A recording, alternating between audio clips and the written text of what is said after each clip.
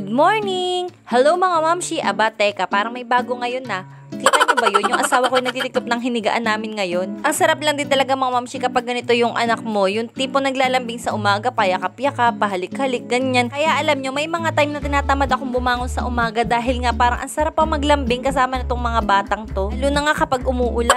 At nangyayari pa nga kapag pumapasok ako, nalilate talaga ako mga mamshi kasi tinatanghali ako ng bangon sa higaan kasi ganyan lang yung ginagawa namin mag-ina. Alam nyo yun, yung tipong parang ayaw na lang umalis sa tabi nila. Dahil December 24 nga ngayon mga mamshi at alam nga ng mga anak ko na bukas ay Pasko na, hindi pa rin nga nila nakakalimutan yung pagsasabit ng medyas. Alam nyo ba mga mamshi, binubulong nga sa akin ni Chantal dyan na magsasabit nga daw siya ng medyas mamaya at sasabihin nga daw niya kay Santa ay gusto nga daw niya ng laruan. Sabi ko nga sa kanya ay hindi nga dadaan si Santa dahil nga pagod. Samantalang yan nga situation mga mamshi ay hindi na nga naniniwala kay Santa dahil nga sinabi nung pinsan niya no nakaraang Pasko na kami nga lang daw naglalagay ng mga laruan at pera sa medyas nila. Bay, atribida na nga naman talaga yung pinsan na yun ni Kuya Sean, kaya naman nga ang bilis niya na booking kung sino si Santa. Kaya hindi na nga siya na-excite sa pagsabit-sabit na medyas na yaan. Parang nalungkot nga ako bigla kay Kuya Sean dahil nga ang aga niya na-discover na kami nga yung naglalagay sa medyas niya. Samantalang ako, high school ko na nalaman na sila mama at papa pala ang naglalagay sa mga medyas namin tuwing Pasko. Kaya naman palagi kami excited tuwing sasapit nga ang Pasko mga mamshi. Dahil kung hindi naman nga pera, laruan o kaya naman nga mga candy ay ginagawan talaga nila ng paraan para lang malagyan ang medyas namin tuwing Pasko. Kaya yun din nga sana ang gusto kong iparanas kay Kuya Sean at kay Chantal. Kasi ako mga mamshi, sobrang excited ko talaga palagi nun kada 24 ng gabi kasi nga natutulog kami ng maaga at pagising nga namin may laman na nga yung medyas namin. Pray pa talaga ako nun ha at pasigaw-sigaw pa nga ako ng wish ko kay Santa. Pero ngayon mukhang hindi na nga uso yun dahil di mo na nga maloloko ang mga bata ngayon.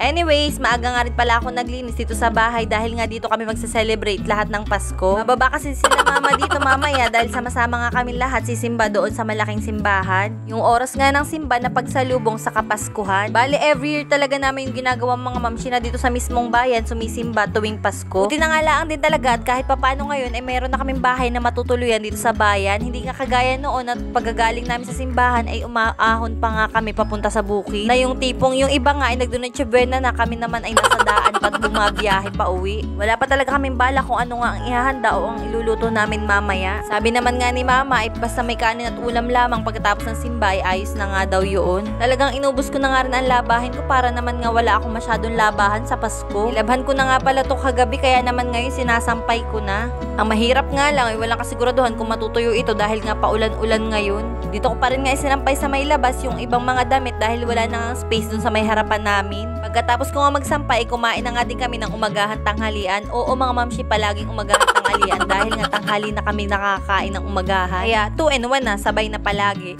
O diba, tipid? Pasensyahan nyo na nga lang din dahil may kanya-kanya talaga kami peso sa pagkain dahil iilan lamang yung mga bangko namin. Ang lakas naman nga talaga ng trip ng batang to, yung tipong iinom lang siya ng tubig ay nagsuot pa nga ng shade. So hanggang dito na nga lang pala ulit ang video ko mga mamshi. Salamat palagi sa inyong panonood. Bye!